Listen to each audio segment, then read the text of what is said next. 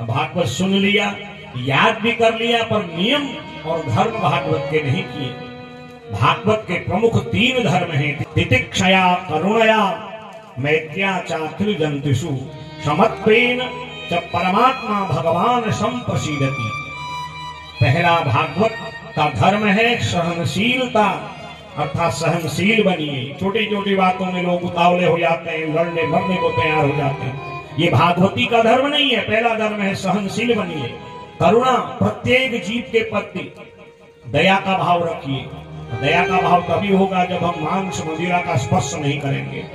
एक तरफ हम भगवान का भजन करते हैं, दूसरी तरफ हम मांस आदि का भक्षण करें, तो ये भागवत का धर्म नहीं, ये तो राक्षसी कर्म है। और कितना ही करो फिर कुछ मिलने वाला नहीं। तो दूसरा धर्म है करुणा, और तीसरा है मैत्र्या, प्रत्येक जीव के साथ प्रेम का व्यवहार।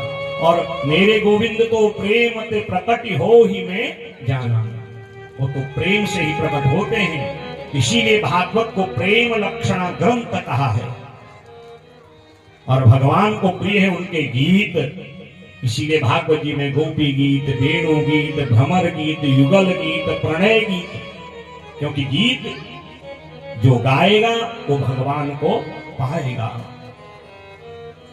इस प्रकार भगवान ने आज उन महात्माओं को ज्ञान दिया है। और उसी समय वहां पर एक विमान आता है।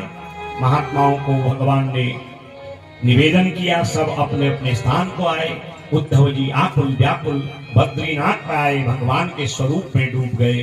बलभद्र भगवान प्रभात बेला में राम समुद्र बेलायाम योगमास्थाय पौरुषम तत्याज लोकम मानुष्यम संयोज्यात्मात्मनि। बलभद्र भगवान प्रातः काल सीधे समुद्र में प्रवेश करे, क्योंकि वो शेषाशायी शेषनाग के अवतार हैं। और समुद्र ने उनका स्वागत किया और अपने स्वरूप को उन्होंने उसी में विलीन कर दिया। बोले बलभद्र भगवान की। और भगवान ध्यान में बैठे हैं। अपने दाहिने पांव के ऊपर भगवान ने बायां पांव रखा हुआ है। भगवान के दाहिने पांव के अंगूठे में एक मणि है, और वो मणि ऐसे चमकती है जैसे मृग की आंख चमकती है।